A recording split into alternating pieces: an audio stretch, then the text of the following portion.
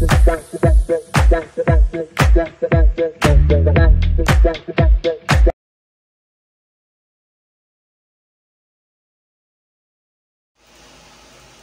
guys, tayo ay gagawa ngayon ng ensiladang labanos. Ayan, masarap yan, pampagana. Okay, ito po yung kanyang mga ingredients, yung labanos. Ito pong labanos ay piniga na natin kasi pag hindi siya pinigaan, magiging mapait siya. So, piga na po ito. Okay, syempre meron din kamatis, asin, paminta, tapos kalamansi, at saka suka, at saka onion. Ayan. Okay guys, gagawin natin.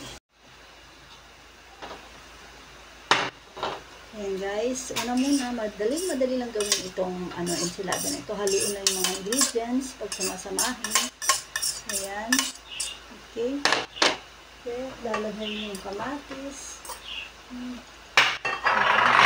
Okay. Sibuyas. Ayan. Ayan, ang sarap. Ang ganda. Ayan, at ang sarap. Ito at kalamansi. Ayan. Magpapatamis yung kalamansi at asin din. Lagyan natin ang paminta. Ayan. Siyempre ang asin, guys. Ayan.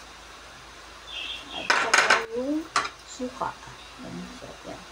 Yung suka natin ay medyo maanghang kaya masarap din yan. Okay. Tapos haluin lang natin guys. Ayan. Ayan. Ganyan na. Ang sarap niyan. Pampagana yan sa ating tanghalian o kaya sa hapunan. Ayan na ang ating ensiladang labanos. Ensilada.